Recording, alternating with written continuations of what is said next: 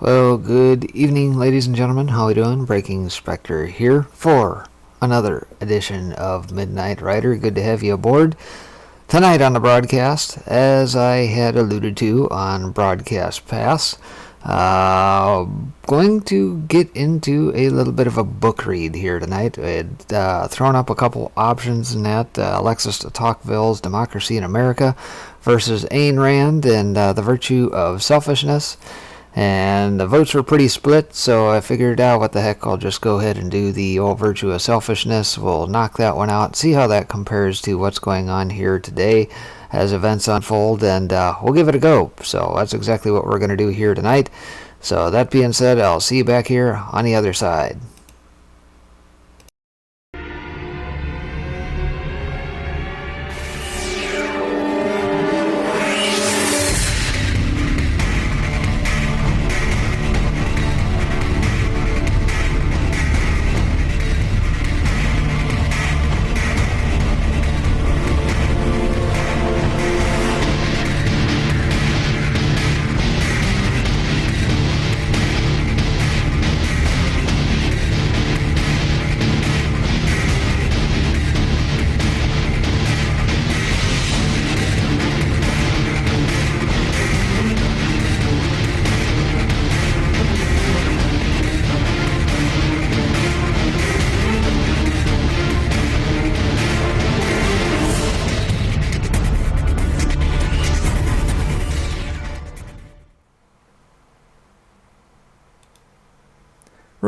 Rule number 1. Power is not only what you have, but what the enemy thinks you have. Rule number 2. Never go outside the expertise of your people. Rule number 3. Whenever possible, go outside the expertise of the enemy. Rule number 4. Make the enemy live up to its own book of rules. Rule number 5. Ridicule is man's weapon. Rule number 6. A good tactic is what we'll enjoy. Rule number 7. A tactic that drags on too long becomes a drag. Rule number 8. Keep the pressure on. Never let up. Rule number 9. The threat is usually more terrifying than the thing itself. Rule number 10. The major premise for tactics is the development of operations that will maintain a constant pressure upon the opposition. Rule number 11. If you push a negative hard enough, it will and become a positive. Rule number 12. The price of a successful attack is a constructive alternative. Rule number 13. Pick the target, freeze it, personalize it, and polarize it. Lest we forget, at least an over-the-shoulder acknowledgement to the very first radical, from all our legends, mythology, and history, and who is to know where mythology leaves off and history begins, or which is which? The first radical known to man who rebelled against the establishment and did it so effectively that he at least won his own kingdom, Lucifer, by Saul Alinsky. This has been yet another PSA by Breaking Spectre. Alright, welcome back everybody. Like I said, tonight on the broadcast we're going to do something a little bit different. We're going to get into a little bit of a book read tonight. We're going to start off with Ayn Rand's The Virtue of Selfishness. And so that being said, or actually before we do, I want to thank you guys for joining, those of you over on the YouTube side as well as DLive if you're checking in. We are up on Twitch, also over on Tiger Network. Thank you to our friends joining in over there. And our most recent additions over on Trovo Live as well as Vaughn Live. So if by chance we get disconnected anywhere else, we'll still have a couple other feeds net up and running over on that side as well. That being said, let me get things brought up here. There we go. If by chance you want to try and follow along, this is the book in question, The Virtue of Selfishness, the 50th anniversary edition, dating back to November 1st, 1964. It is this particular version of that I'm going to be reading from here this evening. Pick it up on Amazon, or perhaps you can find it somewhere other than Amazon and not, add a few more pennies to old Bezos's wad of cash net that he's made since the beginning of COVID. But nonetheless, that's what we're going to hit. So tonight, let's get into it. The Virtue of Selfishness. And I'll probably go maybe for about an hour here, wherever a logical break is. If there's breaks at a chapter, whatever, we'll give that a go. And hopefully in about 4 or 5, maybe 6, maybe less, I don't know, we'll see. We'll get this book knocked out. So that being said, The Virtue of Selfishness. Ethics is not a mystic fantasy, nor a social convention, nor a dispensable subjective luxury. Ethics is an objective necessity of man's survival, not by the grace of the supernatural, nor of your neighbors, nor of your whims, but by the grace of reality and the nature of life. The objectivist ethics proudly advocates and upholds rational selfishness, which means the values required for man's survival, qua man, which means the values required for human survival, not the values produced by the desires, the feelings, the whims, or the needs of irrational brutes who have never outgrown the primordial practice of human sacrifices. Ever since her first publication, Ayn Rand's works have had a major impact on the intellectual scene. Her new morality, The Ethics of Rational Self-Interest, challenges the altruist collectivist fashions of our day, known as objectivism. Her unique philosophy is the underlying theme of her famous novels. So that being said, The Virtue of Selfishness, a new concept of egoism. That's what we're going to cover here, and there are a myriad of chapters. After the introduction, we'll get into the objectivist ethics, the mental health versus mysticism and self-sacrifice, the ethics of emergencies, the conflicts of men's interests. Isn't everyone selfish? The psychology of pleasure. Doesn't life require compromise? How does one lead a rational life in an irrational society? The cult of moral grayness. Collectivized ethics, the monument builders, man's rights, collectivized rights, the nature of government financing in a free society, the divine right of stagnation, racism, counterfeit individualism, and the argument from intimidation. So, again, I just thought it'd be an interesting read, given the blight we find ourselves in these most interesting of times, and we'll see if there's any things that we can pick out of this particular book that may apply.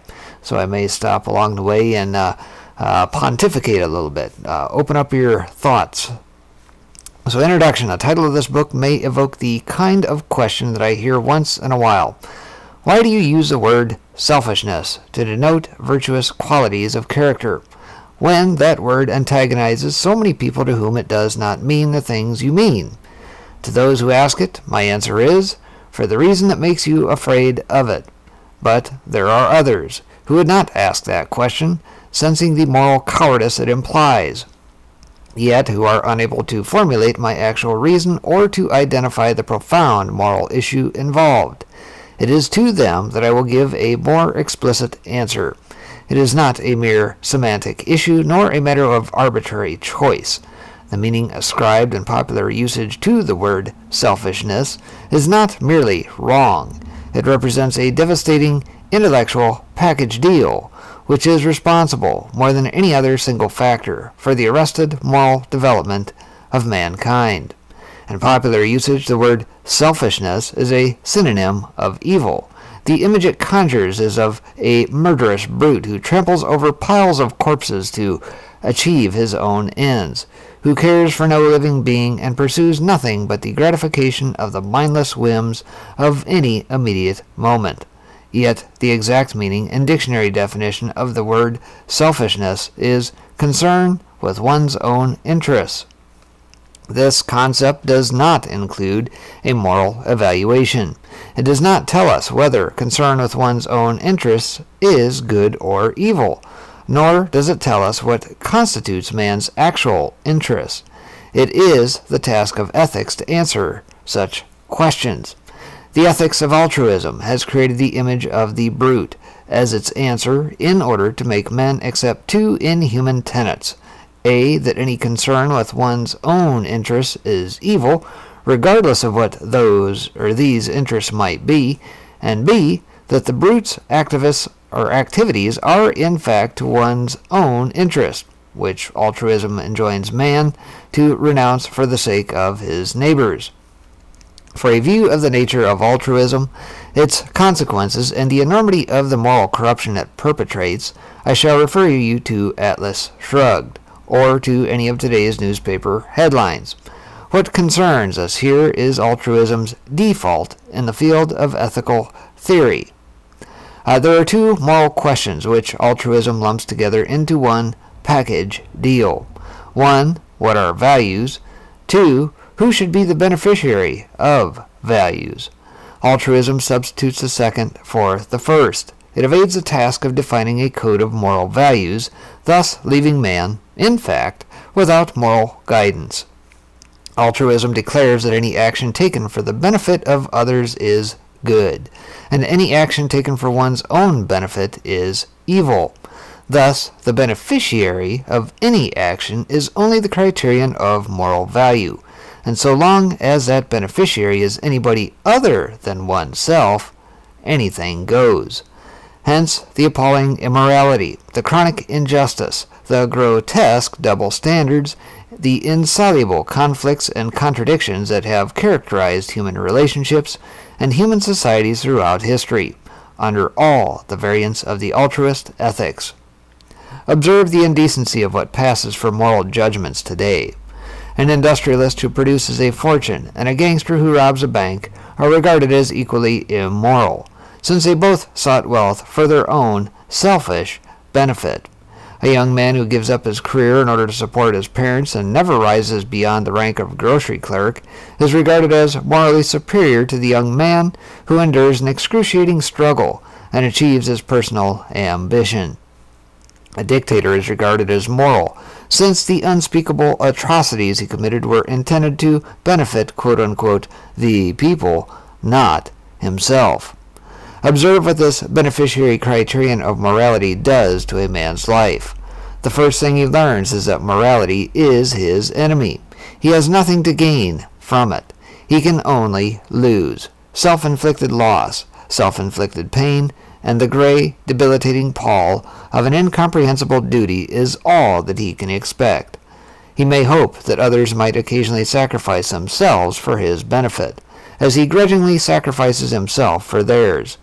But he knows that the relationship will bring mutual resentment, not pleasure, and that, morally, their pursuit of values will be like an exchange of unwanted, unchosen Christmas presents, which neither is morally permitted to buy for himself. Apart from such times as he manages to perform some act of self-sacrifice, he possesses no moral significance. Morality takes no cognizance of him, and has nothing to say to him for guidance in the crucial issues of his life. It is only his personal, private, selfish life, and, as such, it is regarded either as evil or, at best, amoral. Since nature does not provide man with an automatic form of survival, since he has to support his life by his own effort, the doctrine that concern with one's own interests is evil means that man's desire to live is evil, that man's life, as such, is evil. No doctrine could be more evil than that. Yet, that is the meaning of altruism, implicit in such examples as the equation of an industrialist with a robber. There is a fundamental moral difference between a man who sees his self-interest in production and a man who sees it in robbery. The evil of a robber does not lie in the fact that he pursues his own interests, but in what he regards as to his own interest. Not the fact that he wants to live, but in the fact that he wants to live on a subhuman level. See the objectivist ethics. If it is true that what I mean by selfishness is not what is meant conventionally, then this is one of the worst indictments of altruism. It means that altruism permits no concept of a self-respecting, self-supporting man, a man who supports his life by his own effort and neither sacrifices himself nor others. It means that altruism permits no view of men except as sacrificial animals and profiteers on sacrifice, as victims and parasites, that it permits no concept of a benevolent coexistence among men, that it permits no concept of justice. If you wonder about the reasons behind the ugly mixture of cynicism and guilt in which most men spend their lives, these are the reasons. Cynicism, because they neither practice nor accept the altruist morality. Guilt, because they dare not reject it. To rebel against so devastating an evil, one has to rebel against its basic premise. To redeem both man and morality, it is the concept of selfishness that one has to redeem. The first step is to assert man's right to a moral existence, that is, to recognize his need of a moral code to guide the course and the fulfillment of his own life. For a brief outline of the nature and the validation of a rational morality, see my lecture on the objectivist ethics, which follows. The reasons why man needs a moral code will tell you that the purpose of morality is to define man's proper values and interests, that concern with his own interests is the essence of a moral existence, and that man must be the beneficiary of his own moral actions. Since all values have to be gained and or kept by men's actions, any breach between actor and beneficiary necessitates an injustice. The sacrifice of some men to others, of the actors to the non-actors, of the moral to the immoral. Nothing could ever justify such a breach, and no one ever has. The choice of the beneficiary of moral values is merely a preliminary or introductory issue in the field of morality. It is not a substitute for morality, nor a criterion of moral value, as altruism has made it. Neither is it a moral primary. It has to be derived from and validated by the fundamental premises of a moral system. The objectivist ethics holds that the actor must always be the beneficiary of his action, and that the man must act for his own rational self-interest. But his right to do so is derived from his nature as man and from the function of moral values in human life, and, therefore, is applicable only in the context of a rational, objectively demonstrated and validated code of moral principles which define and determine his actual self-interest. It is not a license to do as he pleases, and it is not applicable to the altruist image of a selfish brute, nor to any man motivated by irrational emotions, feelings, urges, wishes, or whims. This is said as a warning against the kind of Nietzschean egoists, who, in fact, are a product of the altruist morality, and represent the other side of the altruist coin. The men who believe that any action, regardless of its nature, is good if it is intended for one's own benefit, just as the satisfaction of the irrational desires of others is not a criterion of moral value. Neither is the satisfaction of one's own irrational desires. Morality is not a contest of whims. See Mr. Brandon's articles, Counterfeit Individualism, and Isn't Everyone Selfish?, which follow. A similar type of error is committed by the man who declares that since man must be guided by his own independent judgment, any action he chooses to take is moral if he chooses it.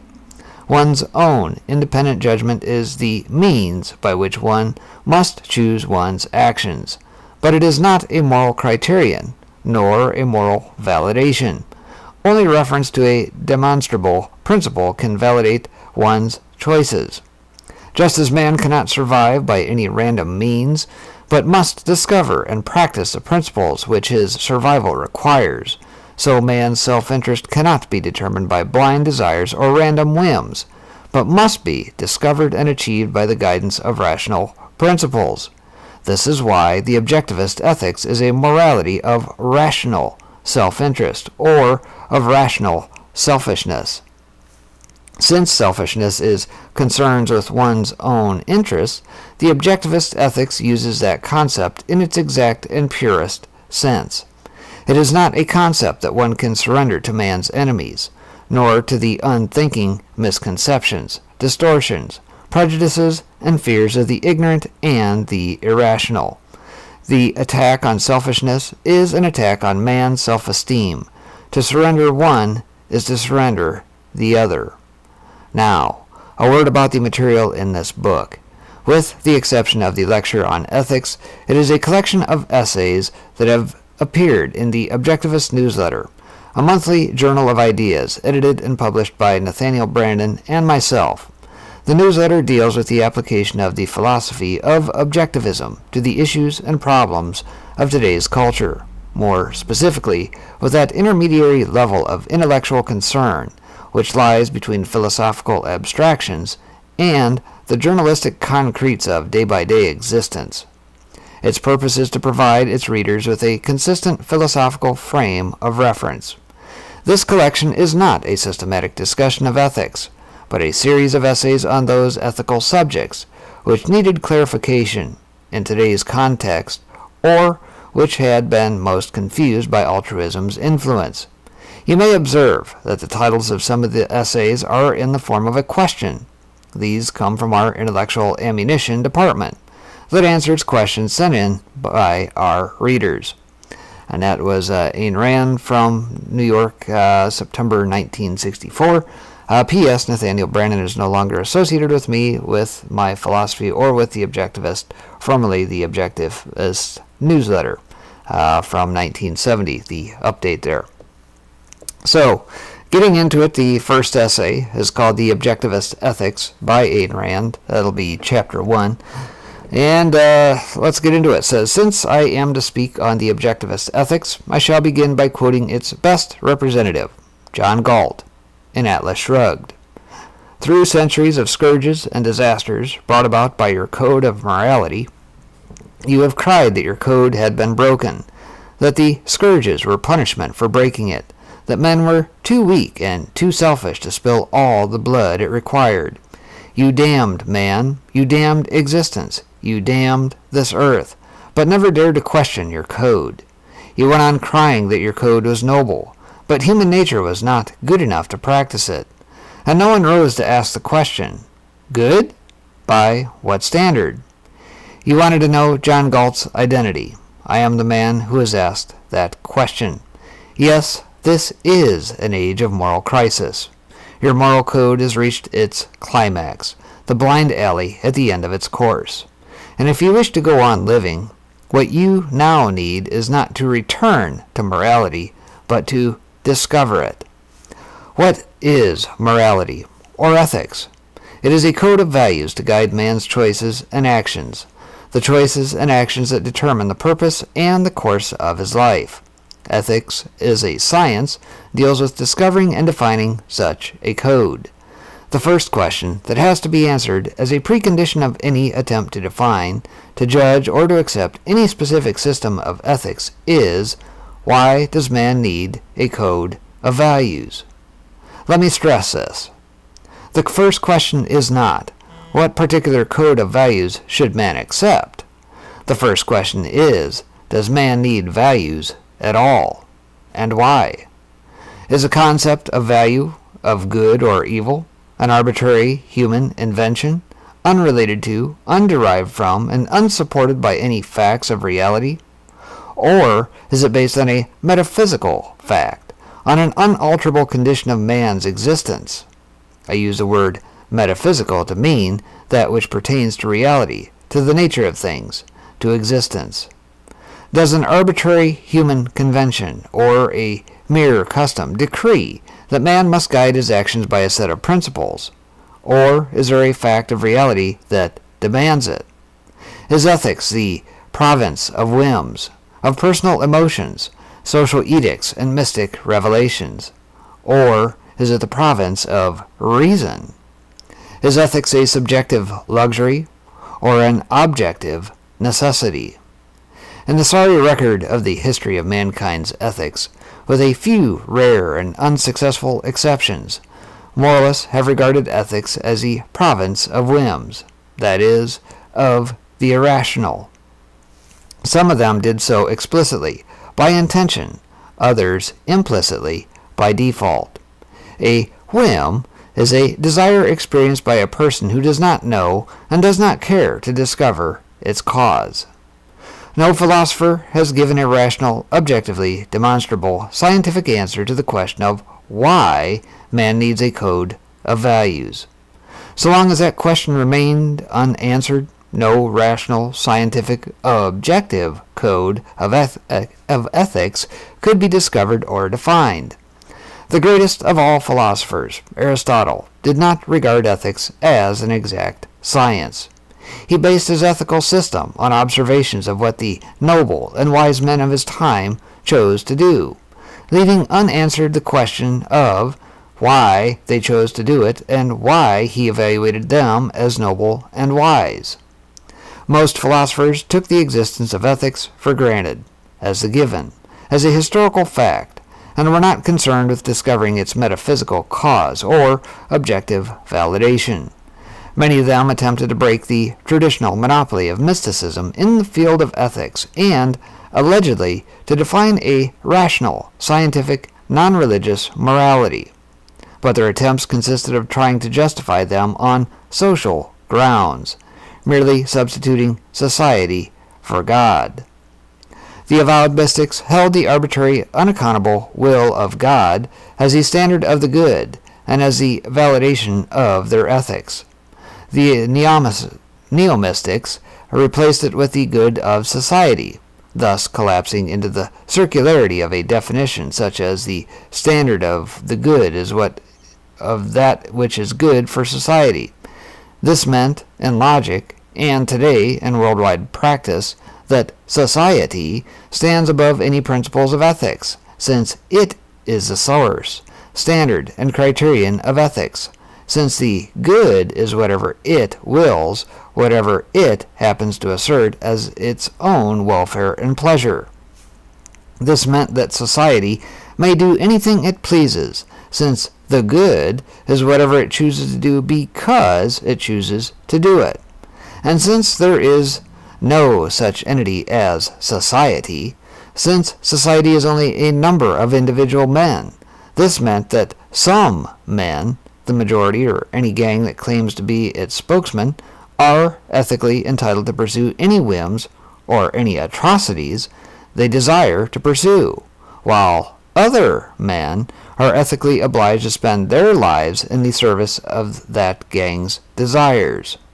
Now, this could hardly be called rational, yet most philosophers have now decided to declare that reason has failed, that ethics is outside the power of reason, that no rational ethics can ever be defined, and that in the field of ethics, in the choice of his values, of his actions, of his pursuits, of his life's goals, man must be guided by something other than reason. By what? Faith, instinct, intuition, revelation, feeling, taste, urge, wish, whim. Today, as in the past, most philosophers agree that the ultimate standard of ethics is whim. They call it arbitrary postulate or subjective choice or emotional commitment. And the battle is only over the question of whose whim, one's own or society's, or the dictator's or God's. Whatever else they may disagree about, today's moralists agree that ethics is a subjective issue, and that the three things barred from its field are reason, mind, reality. If you wonder why the world is now collapsing to a lower and ever lower rung of hell, this is the reason. If you want to save civilization, it is this premise of modern ethics, and of all the ethical history that you must challenge. To challenge the basic premise of any discipline, one must begin at the beginning. In ethics, one must begin by asking, what are values? Why does man need them? Value is that which one acts to gain and or keep. The concept value is not a primary. It presupposes an answer to the question of value to whom and for what. It presupposes an entity capable of acting to achieve a goal in the face of an alternative. Where no alternative exists, no goals and no values are possible. I quote from Galt's speech, "There is only one fundamental alternative in the universe, existence or non-existence, and it pertains to a single class of entities, to living organisms. The existence of inanimate matter is unconditional. The existence of life is not. It depends on a specific course of action. Matter is indestructible. It changes its forms, but it cannot cease to exist. It is only a living organism that faces a constant alternative, the issue of life or death. Life is a process of self-sustaining and self-generated action. If an organism fails in that action, it dies. Its chemical elements remain, but its life goes out of existence. It is only the concept of life that makes the concept of value possible. It is only to a living entity that things can be good or evil. To make this point fully clear, try to imagine an immortal, indestructible robot, an entity which moves and acts, but which cannot be affected by anything, which cannot be changed in any respect, which cannot be damaged, injured, or destroyed. Such an entity would not be able to have any values. It would have nothing to gain or to lose.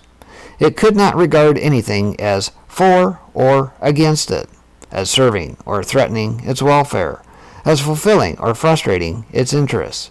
It could have no interests and no goals. Only a living entity can have goals or can originate them. It is only a living organism that has the capacity for self-generated, goal-directed action. On the physical level, the functions of all living organisms, from the simplest to the most complex, from the nutritive function in the single cell of an amoeba to the blood circulation in the body of a man, are actions generated by the organism itself and directed to a single goal, the maintenance of the organism's life. An organism's life depends on two factors: the material or fuel which it needs from the outside, from its physical background, and the action of its own body, the action of using that fuel properly. What standard determines what is proper in this context? The standard is the organism's life, or that which is required for the organism's survival. No choice is open to an organism in this issue. That which is required for its survival is determined by its nature, by the kind of entity it is. Many variations, many forms of adaptation to its background are possible to an organism, including the possibility of existing for a while in a crippled, disabled, or diseased condition. But the fundamental alternative of its existence remains the same. If an organism fails in the basic functions required by its nature, if an amoeba's protoplasm stops assimilating food, or if a man's heart stops beating, the organism dies. In a fundamental sense, stillness is the antithesis of life. Life can be kept in existence only by a constant process of self-sustaining action. The goal of that action, the ultimate value, which, to be kept, must be gained through its every moment, is the organism's life. An ultimate value is that final goal or end to which all lesser goals are the means, and it sets a standard by which all lesser goals are evaluated. An organism's life is its standard of value. That which furthers its life is the good. That which threatens it is the evil. Without an ultimate goal or end, there can be no lesser goals or means. A series of means going off into an infinite progression toward a non-existent end is a metaphysical and epistemological impossibility. It is only an ultimate goal and an end in itself that makes the existence of values possible. Metaphysically, life is the only phenomenon that is an end in itself, a value gained and kept by a constant process of action. Epistemologically, the concept of value is genetically dependent upon and derived from the antecedent concept of life. To speak of value as apart from life is worse than a contradiction in terms. It is only the concept of life that makes the concept of value possible. In answer to those philosophers who claim that no relation can be established between ultimate ends or values and the facts of reality, let me stress that the fact that living entities exist and function necessitates the existence of values, and of an ultimate value which for any given living entity is its own life. Thus, the validation of value judgments is to be achieved by reference to the facts of reality. The fact that a living entity is determines what it ought to do. So much for the issue of the relation between is and ought. Now, in what manner does a human being discover the concept of value? By what means does he first become aware of the issue of good or evil, in its simplest form? By means of the physical sensations of pleasure or pain, just as sensations are the first step of the development of a human consciousness in the realm of cognition, so they are its first step in the realm of evaluation. The capacity to experience pleasure or pain is innate in a man's body. It is part of his nature, part of the kind of entity he is. He has no choice about it, and he has no choice about the standard that determines what will make him experience the physical sensation of pleasure or of pain. What is that standard? His life. The pleasure-pain mechanism in the body of man, and in the bodies of all the living organisms that possess the faculty of consciousness, serves as an automatic guardian of the organism's life. The physical sensation of pleasure is a signal indicating that the organism is pursuing the right course of action. The physical sensation of pain is a warning signal of danger, indicating that the organism is pursuing the wrong course of action, that something is impairing the proper function of its body, which requires action to correct it. The best illustration of this can be seen in the rare freak cases of children who are born without the capacity to experience physical pain. Such children do not survive for long. They have no means of discovering what can injure them, no warning signals, and thus a minor cut can develop into a deadly infection, or a major illness can remain undetected until it is too late to fight it. Consciousness, for those living organisms which possess it, is a basic means of survival. The simpler organisms, such as plants, can survive by means of their automatic physical functions. The higher organisms, such as animals and man, cannot. Their needs are more complex, and the range of their actions is wider. The physical functions of their bodies can perform automatically only the task of using fuel, but cannot obtain that fuel. To obtain it, the higher organisms need the faculty of consciousness. A plant can obtain its food from the soil in which it grows. An animal has to hunt for it. Man has to produce it. A plant has no choice of action. The goals it pursues are automatic and innate, determined by its nature. Nourishment, water, sunlight are the values its nature has set it to seek. Its life is a standard of value directing its actions. There are alternatives in the conditions it encounters in its physical background, such as heat or frost, drought or flood, and there are certain actions which it is able to perform to combat adverse conditions, such as the ability of some plants to grow and crawl from under a rock to reach the sunlight. But whatever the conditions, there is no alternative in a plant's function. It acts automatically to further its life. It cannot act for its own destruction. The range of actions required for the survival of the higher organisms is wider. It is proportionate to the range of their consciousness. The lower of the conscious species possess only the faculty of sensation, which is sufficient to direct their actions and provide for their needs. A sensation is produced by the automatic reaction of a sense organ to a stimulus from the outside world. It lasts for the duration of the immediate moment, as long as the stimulus lasts and no longer. Sensations are an automatic response, an automatic form of knowledge, which a consciousness can neither seek nor evade.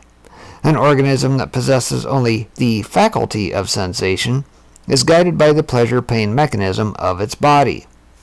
That is, by an automatic knowledge and an automatic code of values. Its life is the standard of value directing its actions. Within the range of action possible to it, it acts automatically to further its life, and cannot act for its own destruction. The higher organisms possess a much more potent form of consciousness. They possess the faculty of retaining sensations, which is the faculty of perception. A perception is a group of sensations automatically retained and integrated by the brain of a living organism, which gives it the ability to be aware, not of single stimuli, but of entities, of things. An animal is guided not merely by immediate sensations, but by percepts. Its actions are not single, discrete responses to single, separate stimuli, but are directed by an integrated awareness of the perceptual reality confronting it.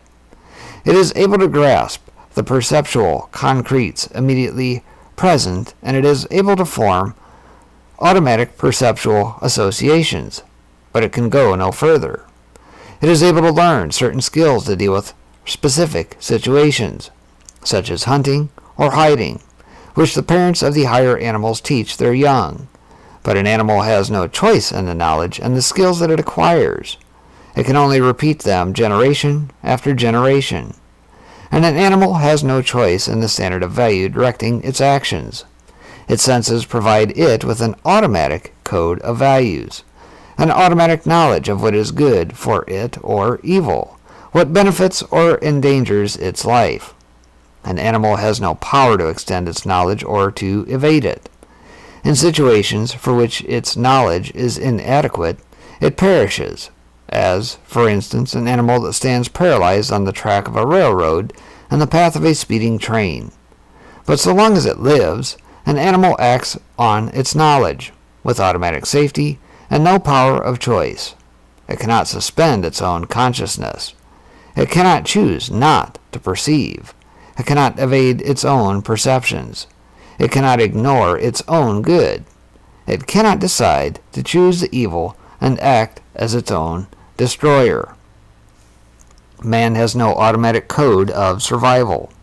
He has no automatic course of action, no automatic set of values. His senses do not tell him automatically what is good for him or evil, what will benefit his life or endanger it, what goals he should pursue, and what means will achieve them, what values his life depends on, what course of action it requires. His own consciousness has to discover the answers to all these questions, but his consciousness will not function automatically. Man, the highest living species on this earth, the being whose consciousness has a limitless capacity for gaining knowledge, man is the only living entity born without any guarantee of remaining conscious at all. Man's particular distinction from all other living species is the fact that his consciousness is volitional. Just as the automatic values directing the functions of a plant's body are sufficient for its survival, but are not sufficient for an animal's, so the automatic values provided by the sensory perceptual mechanism of its consciousness are sufficient to guide an animal, but are not sufficient for man. Man's actions and survival require the guidance of conceptual values derived from conceptual knowledge, but conceptual knowledge cannot be acquired automatically. A concept is a mere integration of two or more perceptual concretes, which are isolated by a process of abstraction, and united by means of a specific definition. Every word of man's language, with the exception of proper names, denotes a concept, an abstraction that stands for an unlimited number of concretes of a specific kind. It is by organizing his perceptual material into concepts, and his concepts into wider and still wider concepts, that man is able to grasp and retain, to identify and integrate an unlimited amount of knowledge. a knowledge extending beyond the immediate perceptions of any given immediate moment. Man's sense organs function automatically. Man's brain integrates his sense data into percepts automatically, but the process of integrating percepts into concepts, the process of abstraction and of concept formation, is not automatic. The process of concept formation does not consist merely of grasping a few simple abstractions such as chair, table, hot, cold, and of learning to speak. It consists of a method of using one's consciousness, best designated by the term conceptualizing. It is not a passive state of registering random impressions. It is an actively sustained process of identifying one's impressions in conceptual terms, of integrating every event and every observation into a conceptual context, of grasping relationships, differences, similarities in one's perceptual material, and of abstracting them into new concepts, of drawing inferences, of making deductions, of reaching conclusions, of asking new questions, and discovering new answers and expanding one's knowledge into an ever-growing sum. The faculty that directs this process, the faculty that works by means of concepts, is reason. The process is thinking. Reason is the faculty that identifies and integrates the material provided by man's senses. It is a faculty that man has to exercise by choice. Thinking is not an automatic function, and in any hour and issue of his life, man is free to think or to evade that effort. Thinking requires a state of full, focused awareness. The act of focusing one's consciousness is volitional. Man can focus his mind to a full, active, purposefully directed awareness of reality. Or he can unfocus it and let himself drift in a semi-conscious daze, merely reacting to any chance stimulus of the immediate moment, at the mercy of his undirected sensory perceptual mechanism, and of any random associational connections it might happen to make. When man unfocuses his mind, he may be said to be conscious in a subhuman sense of the word, since he experiences sensations and perceptions.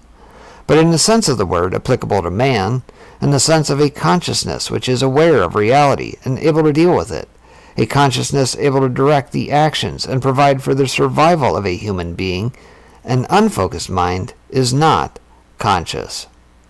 Psychologically, the choice to think or not is a choice to focus or not. Existentially, the choice to focus or not is a choice to be conscious or not. Metaphysically, the choice to be conscious or not is the choice of life or death. Consciousness, for those living organisms which possess it, is the basic means of survival. For man, the basic means of survival is reason. Man cannot survive, as animals do, by the guidance of mere percepts. A sensation of hunger will tell him that he needs food, if he has learned to identify it as a hunger. But it will not tell him how to obtain his food, and it will not tell him what food is good for him, or poisonous.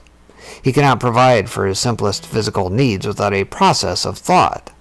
He needs a process of thought to discover how to plant and grow his food, or how to make weapons for hunting. His percepts might lead him to a cave, if one is available. But to build the simplest shelter, he needs a process of thought. No percepts and no instincts will tell him how to light a fire, how to weave cloth, how to forge tools, how to make a wheel, how to make an airplane, how to perform an appendectomy, how to produce an electric light bulb, or an electronic tube, or a cyclotron, or a box of matches. Yet his life depends on such knowledge, and only a volitional act of his consciousness, a process of thought, can provide it. But man's responsibility goes still further. A process of thought is not automatic, nor instinctive, nor involuntary, nor infallible. Man has to initiate it, to sustain it, and to bear responsibility for its results. He has to discover how to tell what is true or false, and how to correct his own errors. He has to discover how to validate his concepts, his conclusions, his knowledge. He has to discover the rules of thought, the laws of logic, to direct his thinking. Nature gives him no automatic guarantee of the efficacy of his mental effort. Nothing is given to man on earth except a potential, and the material on which to actualize it. The potential is a superlative machine, his consciousness, but it is a machine without a spark plug, a machine of which his own will has to be the spark plug, the self-starter, and the driver. He has to discover how to use it, and he has to keep it in constant action. The material is the whole of the universe, with no limits, set to the knowledge he can acquire and to the enjoyment of life he can achieve. But everything he needs or desires has to be learned, discovered, and produced by him, by his own choice, by his own effort, by his own mind. A being who does not know automatically what is true or false cannot know automatically what is right or wrong, what is good for him or evil. Yet he needs that knowledge in order to live. He is not exempt from the laws of reality. He is a specific organism of a specific nature that requires specific actions to sustain his life. He cannot achieve his survival by arbitrary means, nor by random motions, nor by blind urges, nor by chance, nor by whim. That which his survival requires is set by his nature and is not open to his choice. What is open to his choice is only whether he will discover it or not, whether he will choose the right goals and values or not. He is free to make the wrong choice, but not free to succeed with it. He is free to evade reality. He is free to unfocus his mind and stumble blindly down any road he pleases, but not free to avoid the abyss he refuses to see. Knowledge, for any conscious organism, is the means of survival. To a living consciousness, every is implies an ought. Man is free to choose not to be conscious, but not free to escape the penalty of unconsciousness, destruction. Man is the only living species that has the power to act as his own destroyer, and that is the way he has acted through most of his history. What then are the right goals for man to pursue? What are the values his survival requires? That is the question to be answered by the science of ethics. And this, ladies and gentlemen, is why man needs a code of ethics. Now, you can assess the meaning of the doctrines which tell you that ethics is a province of the irrational, that reason cannot guide man's life, that his goals and values should be chosen by vote or by whim, that ethics has nothing to do with reality, with existence, with one's practical actions and concerns, or that the goal of ethics is beyond the grave, that the dead need ethics, not the living. Ethics is not a mystic fantasy, nor a social convention, nor a dispensable, subjective luxury to be switched or discarded in any emergency. Ethics is an objective, metaphysical necessity of man's survival, not by the grace of the supernatural, nor of your neighbors, nor of your whims, but by the grace of reality and the nature of life. I quote from Galt's speech, "Man has been called a rational being, but rationality is a matter of choice, and the alternative his nature offers him is rational being or suicidal animal. Man has to be man by choice. He has to hold his life as a value by choice. He has to learn to sustain it by choice. He has to discover the values it requires and practice his virtues by choice. A code of values accepted by choice is a code of morality. The standard of value of the objectivist ethics, the standard by which one judges what is good or evil, is man's life, or that which is required for man's survival qua man. Since reason is man's basic means of survival, that which is proper to the life of a rational being is the good. That which negates, opposes, or destroys it is the evil. Since everything man needs has to be discovered by his own mind and produced by his own effort, the two essentials of the method of survival proper to a rational being are thinking and productive work. If some men do not choose to think, but survive by imitating and repeating like trained animals, the routine of sounds and motions they learn from others, never making an effort to understand their own work, it still remains true that their survival is made possible only by those who did choose to think and to discover the motions they are repeating. The survival of such mental parasites depends on blind chance. Their unfocused minds are unable to know whom to imitate, whose motions it is safe to follow.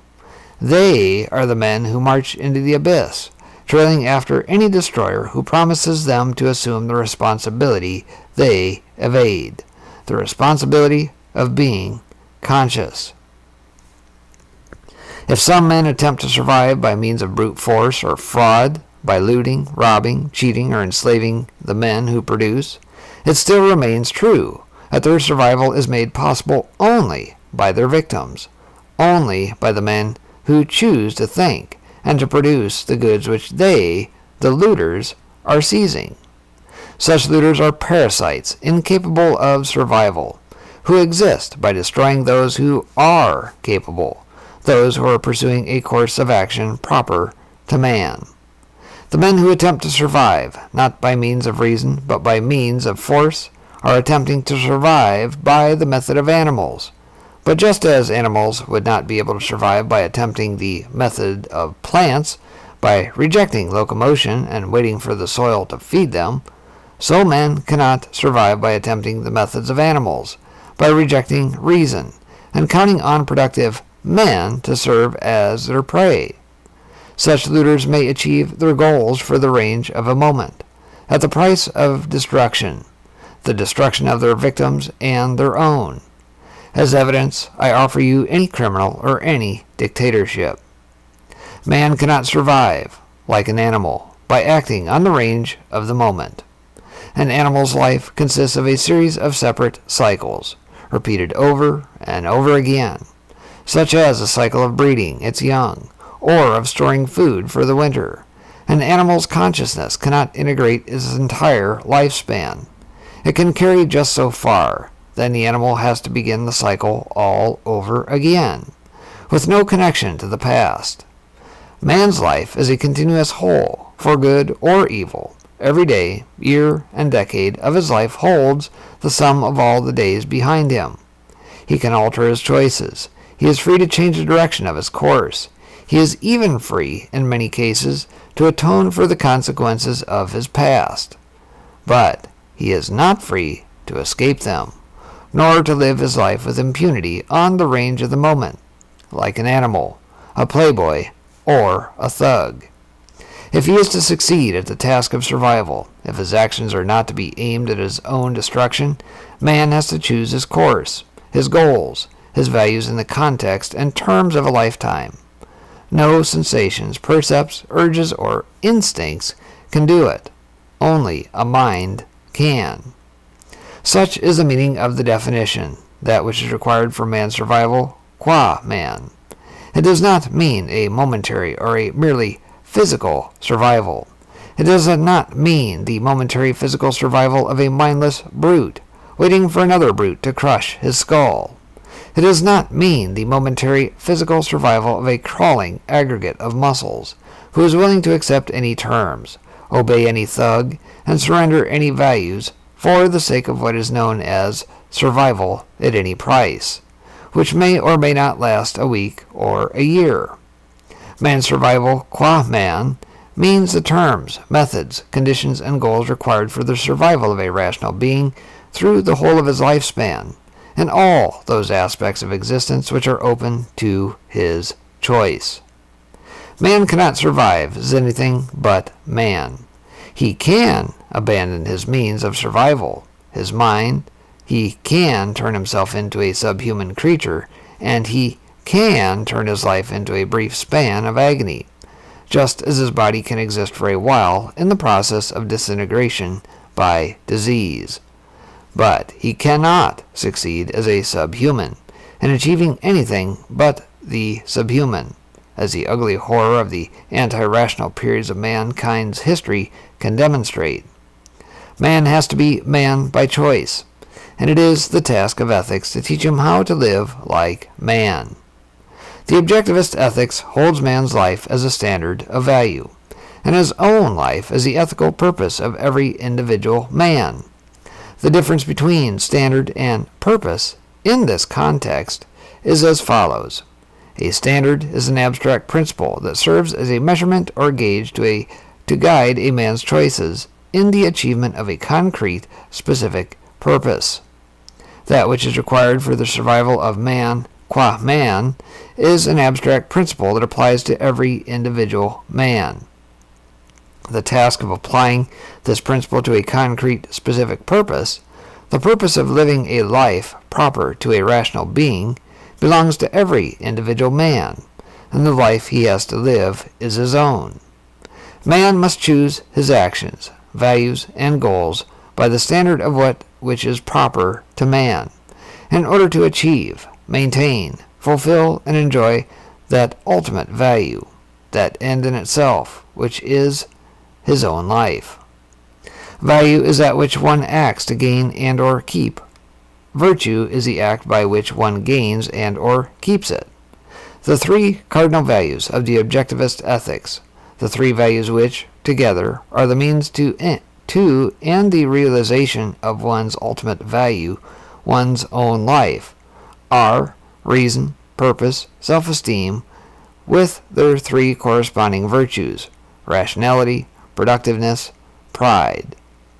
Productive work is the central purpose of a rational man's life, the central value that integrates and determines the hierarchy of all his other values. Reason is the source, the precondition of his productive work. Pride is the result. Rationality is man's basic virtue, the source of all his other virtues. Man's basic vice, the source of all his evils, is the act of unfocusing his mind, the suspension of his consciousness, which is not blindness, but the refusal to see, not ignorance, but the refusal to know. Irrationality is a rejection of man's means of survival and, therefore, a commitment to a course of blind destruction. That which is anti-mind is anti-life. The virtue of rationality means the recognition and acceptance of reason as one's only source of knowledge, one's only judge of values, and one's only guide to action. It means one's total commitment to a state of full conscious awareness, to the maintenance of a full mental focus on all issues, and all choices, and all of one's waking hours. It means a commitment to the fullest perception of reality within one's power, and to the constant active expansion of one's perception, in effect, of one's knowledge. It means a commitment to the reality of one's own existence, in effect, to the principle that all of one's goals, values, and actions take place in reality, and, therefore, that one must never place any value or consideration whatsoever above one's perception of reality. It means a commitment to the principle that all of one's convictions, values, goals, desires, and actions must be based on, derived from, chosen, and validated by a process of thought, as precise and scrupulous a process of thought, directed by as ruthlessly strict an application of logic as one's fullest capacity permits. It means one's acceptance of the responsibility of forming one's own judgments, and of living by the work of one's own mind, which is the virtue of independence. It means that one must never sacrifice one's convictions to the opinions or wishes of others, which is the virtue of integrity. That one must never attempt to fake reality in any matter, which is the virtue of honesty. That one must never seek or grant the unearned and undeserved, neither in matter nor in spirit, which is the virtue of justice. It means that one must never desire effects without causes, and that one must never enact a cause without assuming full responsibility for its effects. That one must never act like a zombie, in effect, without knowing one's own purposes and motives. That one must never make any decisions from any convictions or seek any values out of context, in effect, apart from or against the total, integrated sum of one's knowledge. And, above all, that one must never seek to get away with contradictions. It means the rejection of any form of mysticism, in effect any claim to some non-sensory, non-rational, non-definable supernatural source of knowledge. It means a commitment to reason, not in sporadic fits or on selected issues or in special emergencies, but as a permanent way of life. The virtue of productiveness is a recognition of the fact that productive work is the process by which man's mind sustains his life, the process that sets man free of the necessity to adjust himself to his background, as all animals do, and gives him the power to adjust his background to himself. Productive work is the road of man's unlimited achievement and calls upon the highest attributes of his character, his creative ability, his ambitiousness, his self-assertiveness, his refusal to hear uncontested disasters, his dedication to the goal of reshaping the earth in the image of his values. Productive work does not mean the unfocused performance of the motions of some job. It means the consciously chosen pursuit of a productive career in any line of rational endeavor, great or modest, or on any level of ability. It is not the degree of man's ability nor the scale of his work that is ethically relevant here, but the fullest and most purposeful use of his mind. The virtue of pride is a recognition of the fact that as man must produce the physical values he needs to sustain his life, so he must acquire the values of character that make his life worth sustaining. That as man is a being of self-made wealth, so he is a being of self-made soul. And that quip out of Atlas Shrugged. Says the virtue of pride can best be described by the term moral ambitiousness. It means that one must earn the right to hold oneself as one's own highest value by achieving one's own moral perfection, which one achieves by never accepting any code of irrational virtues impossible to practice, and by never failing to practice the virtues one knows to be rational, by never accepting an unearned guilt and never earning any, or if one has earned it, never leaving it uncorrected, by never resigning himself passively to any flaws in one's character, by never placing any concern, wish, fear, or mood of the moment above the reality of one's own self-esteem, and, above all, it means one's rejection of the role of a sacrificial animal, the rejection of any doctrine that preaches self-immolation as a moral virtue or duty. The basic social principle of the objectivist ethics is that just as life is an end in itself, so every living human being is an end in himself, not the means to the ends or the welfare of others, and therefore that man must live for his own sake, neither sacrificing himself to others nor sacrificing others to himself. To live for his own sake means that the achievement of his own happiness is man's highest moral purpose. In psychological terms, the issue of man's survival does not confront his consciousness as an issue of life or death, but as an issue of happiness or suffering. Happiness is the successful state of life. Suffering is a warning signal of failure, of death.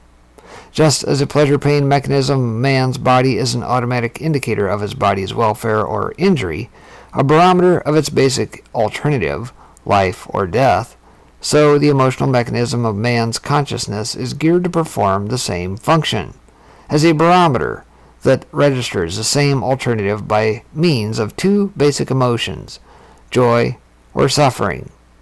Emotions are the automatic results of man's value judgments, integrated by his subconscious.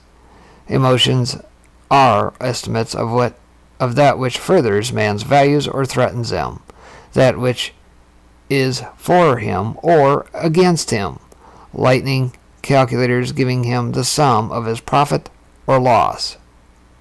But while the standard of value operating the physical pleasure-pain mechanism of man's body is automatic and innate, determined by the nature of its body, the standard of value operating his emotional mechanism is not. Since man has no automatic knowledge, he can have no automatic values. Since he has no innate ideas, he can have no innate value judgments. Man is born with an emotional mechanism, just as he is born with a cognitive mechanism. But at birth, both are the tabula rasa. It is a man's cognitive faculty, his mind, that determines the content of both. Man's emotional mechanism is like an electronic computer, which his mind has to program, and the programming consists of the values his mind chooses. But since the work of man's mind is not automatic, his values, like all his premises, are the product either of his thinking or of his evasions. Man chooses values by a conscious process of thought, or accepts them by default, by subconscious associations, on faith, on someone's authority, by some form of social osmosis or blind imitation. Emotions are produced by man's premises, held consciously or subconsciously, explicitly or implicitly. Man has no choice about his capacity to feel that something is good for him or evil, but what he will consider good or evil, what will give him joy or pain, what he will love or hate, desire or fear, depends on his standard of value. If he chooses irrational values, he switches his emotional mechanism from the role of his guardian to the role of his destroyer. The irrational is the impossible. It is that which contradicts the facts of reality. Facts cannot be altered by a wish, but they can destroy the wisher. If a man desires and pursues contradictions, if he wants to have his cake and eat it too, he disintegrates his consciousness. He turns his inner life into a civil war of blind forces engaged in dark, incoherent, pointless, meaningless conflicts, which, incidentally, is the inner side of most people today. Happiness is that state of consciousness which proceeds from the achievement of one's values. If a man values productive work, his happiness is the measure of his success in the service of his life. But if a man values destruction, like a sadist, or self-torture, like a masochist, or life beyond the grave, like a mystic, or mindless kicks, like the driver of a hot rod car, his alleged happiness is a measure of his success in the service of his own destruction. It must be added that the emotional state of all those irrationalists cannot be properly designated as happiness or even as pleasure. It is merely a moment's relief from their chronic state of terror. Neither life nor happiness can be achieved by the pursuit of irrational whims. Just as man is free to attempt to survive by any random means, as a parasite, a moocher, a looter, but not free to succeed at it beyond the range of the moment, so he is free to seek his happiness in any irrational fraud, any whim, any delusion, any mindless escape from reality, but not free to succeed at it beyond the range of the moment, nor to escape the consequences. I quote from Galt's speech. Happiness is a state of non-contradictory joy, a joy without penalty or guilt, a joy that does not clash with any of your values and does not work for your own destruction. Happiness is possible only to a rational man.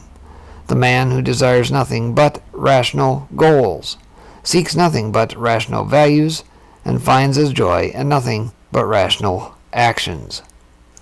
The maintenance of life and the pursuit of happiness are not two separate issues. To hold one's own life as one's ultimate value and one's own happiness as one's highest purpose are two aspects of the same achievement. Existentially, the activity of pursuing rational goals is the activity of maintaining one's life. Psychologically, its result, reward, and concomitant is an emotional state of happiness. It is by experiencing happiness that one lives one's life in any hour, year, or the whole of it. And when one experiences a kind of pure happiness that is an end in itself, the kind that makes one think, this is worth living for, what one is greeting and affirming in emotional terms is the metaphysical fact that life is an end in itself. But the relationship of cause to effect cannot be reversed. It is only by accepting man's life as one's primary, and by pursuing the rational values it requires that one can achieve happiness, not by taking happiness as some undefined, irreducible primary, and then attempting to live by its guidance. If you achieve that which is the good by a rational standard of value, it will necessarily make you happy. But that which makes you happy by some undefined emotional standard is not necessarily the good. To take whatever makes one happy as a guide to action means to be guided by nothing but one's emotional whims. Emotions are not tools of cognition. To be guided by whims, by desires whose source, nature, and meaning one does not know, is to turn oneself into a blind robot, operated by unknowable demons, by one's stale evasions. A robot knocking its stagnant brains out against the walls of reality which it refuses to see. This is the fallacy inherent in hedonism. In any variant of ethical hedonism, personal or social, individual or collective, happiness can properly be the purpose of ethics, but not the standard. The task of ethics is to define man's proper code of values and thus to give him the means of achieving happiness. To declare, as the ethical hedonists do, that the proper value is whatever gives you pleasure, is to declare that the proper value is whatever you happen to value, which is an act of intellectual and philosophical abdication, an act which merely proclaims the futility of ethics and invites all men to play it deuces wild. The philosophers who attempted to devise an alleged rational code of ethics gave mankind nothing but a choice of whims. The selfish pursuit of one's own whims, such as the ethics of Nietzsche, or selfless service to the whims of others, such as the ethics of Bentham, Mill, Comte, and of all social hedonists, whether they allowed man to include his own whims among the millions of others, or advised him to turn himself into a totally selfless shmoo that seeks to be eaten by others. When a desire, regardless of its nature or cause, is taken as an ethical primary, and the gratification of any and all desires is taken as an ethical goal, such as the greatest happiness of the greatest number, men have no choice but to hate, fear, and fight one another, because their desires and their interests will successfully clash. If desire is the ethical standard, then one man's desire to produce and another man's desire to rob him have equal ethical validity. One man's desire to be free and another man's desire to be enslaved him have equal ethical validity. One man's desire to be loved and admired for his virtues and another man's desire for undeserved love and unearned admiration have equal ethical validity. And if the frustration of any desire constitutes a sacrifice, then a man who owns an automobile and is robbed of it is being sacrificed. But so is the man who wants to aspire to an automobile which the owner refuses to give him. And these two sacrifices have equal ethical status. If so, then man's only choice is to rob or be robbed, to destroy or be destroyed, to sacrifice others to any desire of his own, or to sacrifice himself to any desire of others, then man's only ethical alternative is to be a sadist or a masochist. The moral cannibalism of all hedonist and altruist doctrines lies in the premise that the happiness of one man necessitates the injury of another. Today, most people hold this premise as an absolute not to be questioned, and when one speaks of a man's right to exist for his own sake, for his own rational self-interest, most people assume automatically that this means his right to sacrifice others. Such an assumption is a confession of their own belief that to injure, enslave, rob, or murder others is in man's self-interest, which he must selflessly renounce.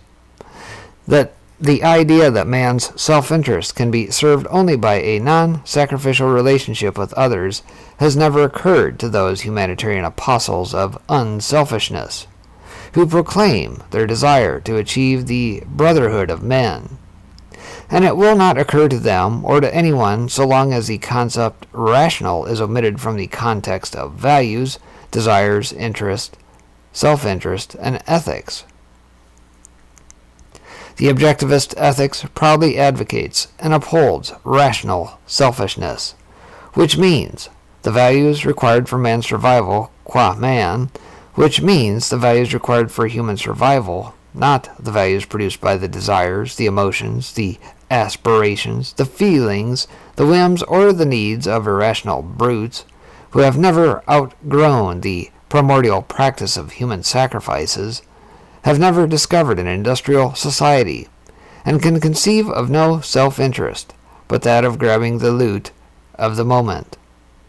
The objectivist ethics holds that human good does not require human sacrifices, and cannot be achieved by the sacrifice of anyone to anyone. It holds that the rational interests of men do not clash, that there is no conflict of interest among men who do not desire the unearned, who do not make sacrifices nor accept them, who deal with one another as traders, giving value for value. The principle of trade is the only rational ethical principle for all human relationships, personal and social, private and public, spiritual and material. It is the principle of justice. A trader is a man who earns what he gets and does not give or take the undeserved. He does not treat men as masters or slaves, but as independent equals. He deals with men by means of a free, voluntary, unforced, uncoerced exchange, an exchange which benefits both parties by their own independent judgment. A trader does not expect to be paid for his defaults, only for his achievements. He does not switch to others the burden of his failures, and he does not mortgage his life into bondage to the failures of others. In spiritual issues, by spiritual I mean pertaining to man's consciousness, the currency or medium of exchange is different, but the principle is the same. Love, friendship, respect, admiration are the emotional responses of one man to the virtues of another. The spiritual payment given in exchange for the personal selfish pleasure which one man derives from the virtues of another man's character. Only a brute or an altruist would claim that the appreciation of another person's virtues is an act of selfishness, that as far as one's own selfish interest and pleasures are concerned, it makes no difference whether one deals with a genius or a fool, whether one meets a hero or a thug, whether one marries an ideal woman or a slut. In spiritual issues, a trader is a man who does not seek to be loved for his weaknesses or flaws, only for his virtues, and who does not grant his love to the weakness or the flaws of others, only to their virtues. To love is to value. Only a rationally selfish man, a man of self-esteem, is capable of love, because he is the only man capable of holding firm, consistent, uncompromising, unbetrayed values. The man who does not value himself cannot value anything or anyone. It is only on the basis of rational selfishness, on the basis of justice, that men can be fit to live together in a free, peaceful, prosperous, benevolent, rational society. Can man derive any personal benefit from living in a human society? Yes, if it is a human society. The two great values to be gained from social existence are knowledge and trade. Man is the only species that can transmit and expand his store of knowledge from generation to generation.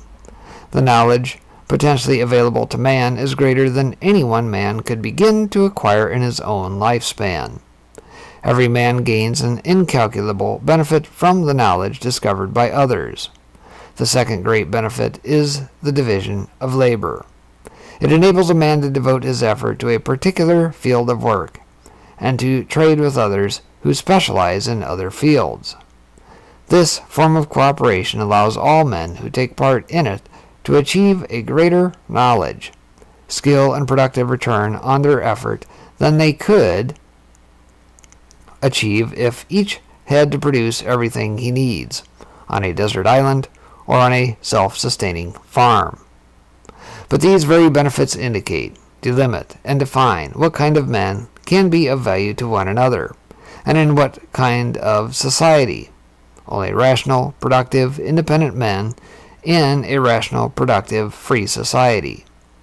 Parasites, moochers, looters, brutes, and thugs can be of no value to a human being, nor can he gain any benefit from living in a society geared to their needs, demands, and protection, a society that treats him as a sacrificial animal and penalizes him for his virtues in order to reward them for their vices, which means a society based on the ethics of altruism. No society can be of value to a man's life if the prize is the surrender of his right to his life. The basic political principle of the objectivist ethics is, no man may initiate the use of physical force against others. No man or group of society or government has the right to assume the role of a criminal and initiate the use of physical compulsion against any man. Men have the right to use physical force only in retaliation and only against those who initiate its use. The ethical principle involved is simple and clear-cut. It is the difference between murder and self-defense. A hold-up man asks to gain a value, wealth, by killing his victim. The victim does not grow richer by killing a hold-up man. The principle is, no man may obtain any values from others by resorting to physical force. The only proper, moral purpose of a government is to protect man's rights, which means to protect him from physical violence, to protect his right to his own life, to his own liberty, to his own property, and to the pursuit of his own happiness. Without property rights, no other rights are possible. I will not attempt, in a brief lecture, to discuss the political theory of objectivism. Those who are interested will find it presented in full detail in Atlas Shrugged. I will say only that every political system is based on and derived from a theory of ethics, and that the objectivist ethics is the moral base needed by that politico-economic system which today is being destroyed all over the world, destroyed precisely for lack of a moral, philosophical defense and validation. The original American system, capitalism. If it perishes, it will perish by default, undiscovered and unidentified. No other subject has ever been hidden by so many distortions, misconceptions, and misrepresentations. Today, few people know what capitalism is, how it works, and what was its actual history. When I say capitalism, I mean a full, pure, uncontrolled, unregulated, laissez-faire capitalism, with a separation of state and economics, in the same way and for the same reasons as a separation of state and church. A pure system of capitalism has never yet existed, not even in America.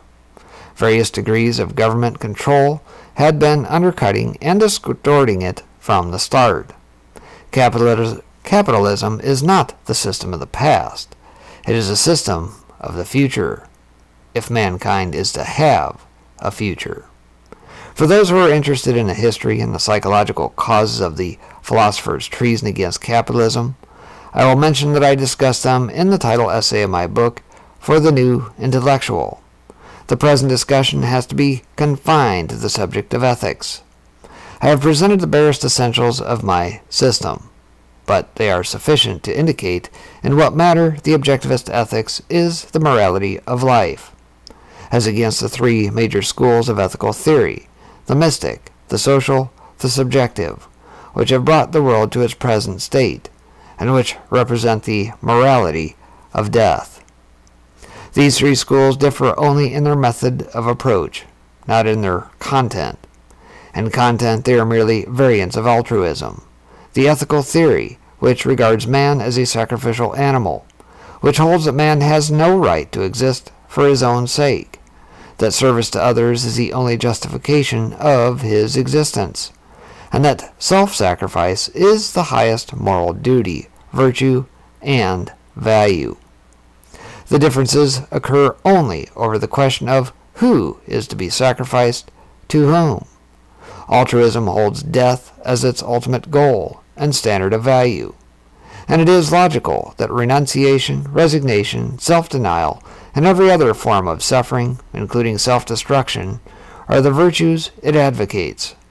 And, logically, these are the only things that the practitioners of altruism have achieved and are achieving now. Observe that these three schools of ethical theory are anti-life, not merely in content, but also in their method of approach. The mystic theory of ethics is explicitly based on the premise that the standard of value of man's ethics is set beyond the grave, by the laws or requirements of another, supernatural dimension, that ethics is impossible for man to practice, that it is unsuited for and opposed to man's life on earth, and that man must take the blame for it and suffer through the whole of his earthly existence to atone for the guilt of being unable to practice the impracticable. The Dark Ages and the Middle Ages are the existential monument to this theory of ethics. The social theory of ethics substitutes society for God, and although it claims that its chief concern is life on earth, it is not the life of man, not the life of an individual, but the life of a disembodied entity, the collective, which, in relation to every individual, consists of everybody except himself. As far as the individual is concerned, his ethical duty is to be the selfless, voiceless, rightless slave of any need, claim, or demand asserted by others. The motto, dog eat dog, which is not applicable to capitalism, nor to dogs, is applicable to the social theory of ethics. The existential monuments to this theory are Nazi Germany and Soviet Russia. The subjectivist theory of ethics is, strictly speaking, not a theory, but a negation of ethics. And more, it is a negation of reality, a negation not merely of man's existence, but of all existence. Only the concept of a fluid, plastic, indeterminate, Heraclitean universe could permit anyone to think or to preach that man needs no objective principles of action, that reality gives him a blank check on values, that anything he cares to pick as the good or the evil will do, that a man's whim is a valid moral standard, and that the only question is how to get away with it. The existential monument to this theory is the present state of our culture. It is not men's immorality that is responsible for the collapse now threatening to destroy the civilized world, but the kind of moralities men have been asked to practice. The responsibility belongs to the philosophers of altruism. They have no cause to be shocked by the spectacle of their own success, and no right to damn human nature. Men have obeyed them and have brought their moral ideals into full reality.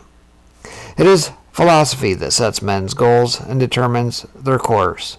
It is only philosophy that can save them now. Today, the world is facing a choice. If civilization is to survive, it is the altruistic morality that men have to reject. I will close with the words of John Galt, which I address, as he did, to all the moralists of altruism, past or present. You have been using fear as your weapon, and you have been bringing death to man as his punishment for rejecting your morality. We offer him life as his reward for accepting ours.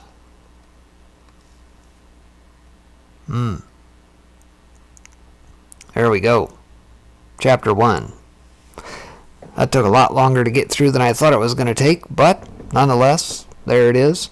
I leave it out there.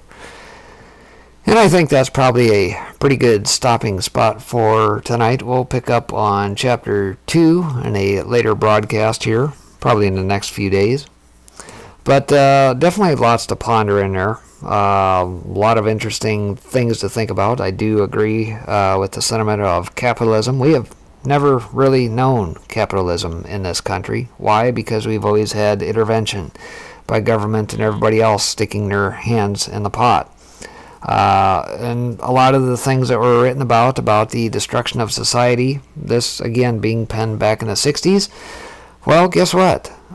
Flash forward 40-some years, 50 years, and a lot of those same things that were discussed back then are still here today. And of course, if you remember reading through the old Federalist Papers, nothing really changed from back then till now. We just have better technology and quicker means to access that information.